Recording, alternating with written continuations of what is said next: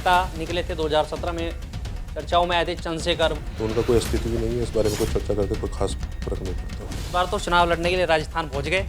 और जो व्यक्ति अपने आप को राष्ट्रीय स्तर पर पहुंचाने की बात करता है, वो अपने ही जिले के अंदर कोई चीज़ सिद्ध नहीं कर पाया, इलेक्शन लड़ने की वो अपनी ख्वाहिश भी नहीं रख पा सकता वहाँ, और वो जा रहा है फिर राजस्थान या गोरखपुर। तो क्या आप समझ सकते हैं उसका क्या अस्तित्व। लगता है कि कहीं दलित उधर भी जा रहा है, चंद्रशेखर की तरफ भी जा रहा है और भारतीय जनता पार्टी की तरफ भी आ रहा है। हमारी योजनाएं इस प्रकार की हैं, प्रत्येक गांव के अंदर शौचालय हो, इज्जत घर हो, वो उज्ज्वला योजना के सिलेंडर हो, प्रधानमंत्री आवास योजना के मकान हो, और उसके बाद आयुष्मान कार्ड 5 लाख तक का जो है इलाज करने का, और उसके अंदर सबसे बड़ी संख्या दलित समाज की है।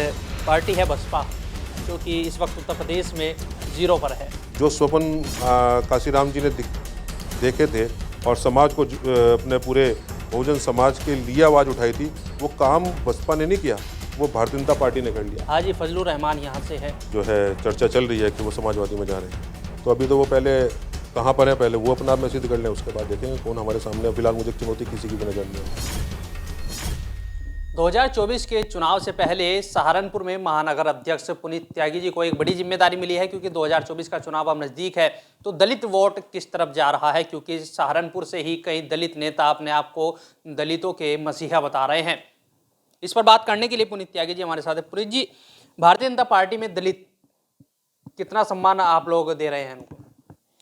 दलित समाज को लगातार सम्मान दिया जा रहा है, केंद्र सरकार के द्वारा भी, हमारे राष्ट्रीय नेतृत्व के द्वारा भी, प्रदेश सरकार के द्वारा भी और प्रदेश नेतृत्व के द्वारा भी। बात करें सहारनपुर की, सहारनपुर से एक नेता निकले थे 2017 में, चर्चाओं में आए थे चंद्रशेखर। वो बता रहे हैं कि हम दलितों के रहनुमा हैं, हमारी तरफ दलित आ रहा है, बीजेपी दलितों का कुछ नहीं कर रही है, उनका उत्पीड़न कर रही है।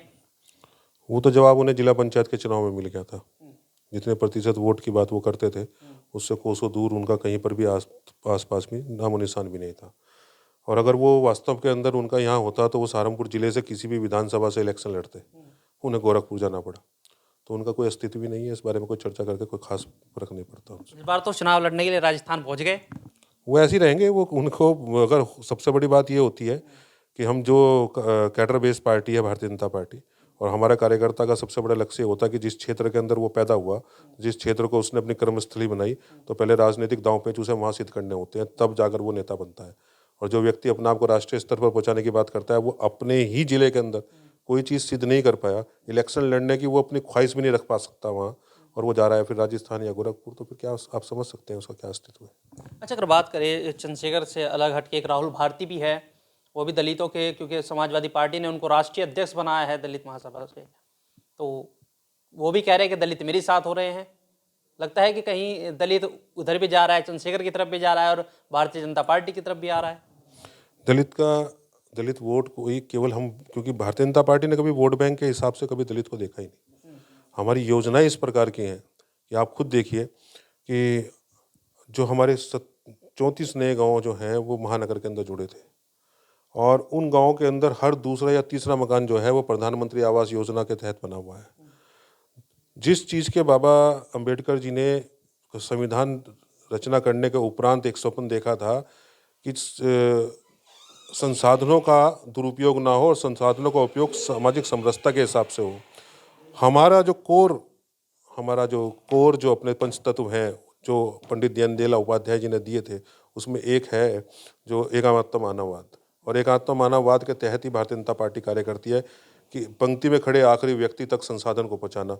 उसी पर ये भारतीय जनता पार्टी की सरकारें कार्य कर रही हैं, और आज वो दिखाई दे रहा है कि दलित समाज के प्रत्येक गाँव के अंदर वो शौचालय हो, इज्जत घर हो, वो उज्ज्वला योजना के सिलेंडर हो, प्रधानमंत्री आवास योजना के मकान हो, और उसके बाद आयुष्मान कार्ड 5 लाख तक का जो है इलाज करने का, और उसके अंदर सबसे बड़ी संख्या दलित समाज की है।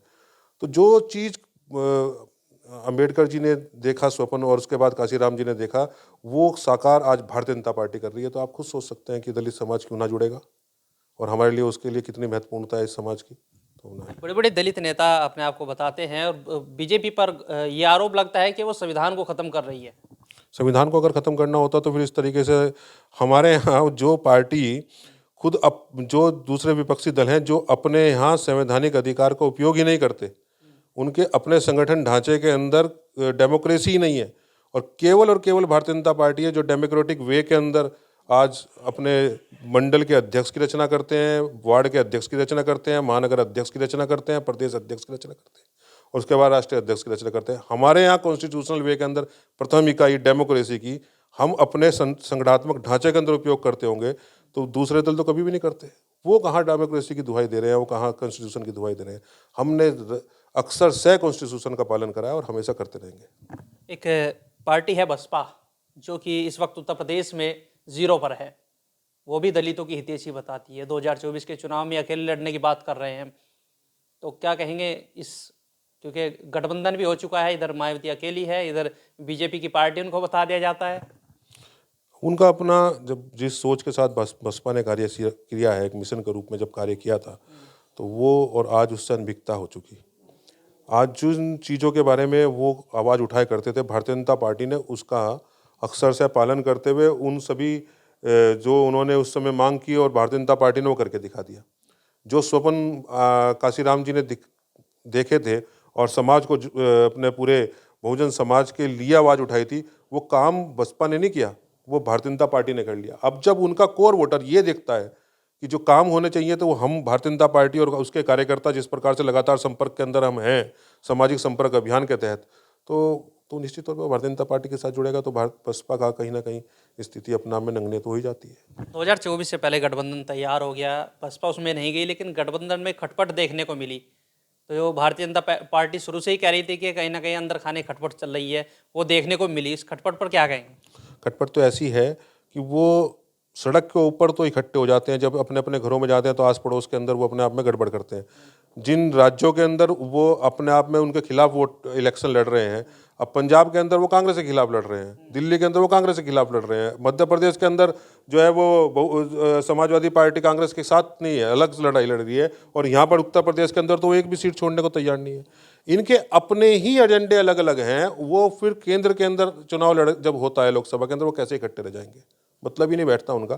पब्लिक जानती है, जनता जानती है कि इनका ये जो कुनबा है, इन कुनबे के अंदर ही कुनबे हैं, नौकर के चाकर और चाकर के भी चाकर। इनमें आपस में कहीं बंधुत्व की भावना नहीं है। ये एकात्मता मानववाद या राष्ट्रवाद की बात करना इनके सामने बेकार है।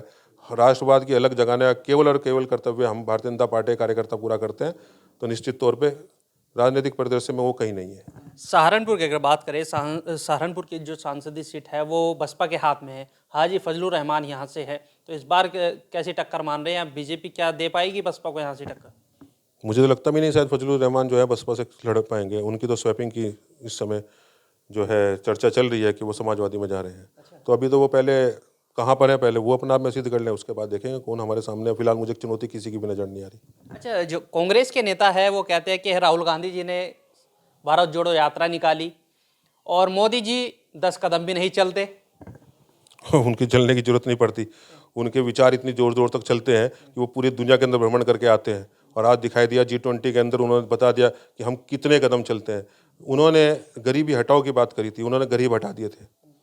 हमने गरीबी हटाने की बात करी तो फिर हमने पूरे देश को विकासशील से विकसित देश की तरफ कर दिया। आज हम 5वीं अर्थव्यवस्था बनने जा रहे हैं।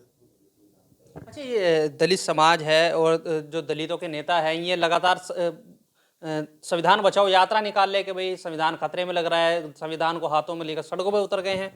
पहले तो एक घटना ये बता देना कि संविधान का जहाँ उल्लंघन हुआ हो, अभी तक कोई भी एक उदाहरण नहीं प्रस्तुत कर पाया। केवल एक उन्होंने सेंटेंस ले लिया कि संविधान बचाओ। संविधान बचाने वाला मात्र जब हो ना कि जब संविधान को उल्लंघन हो रहा हो।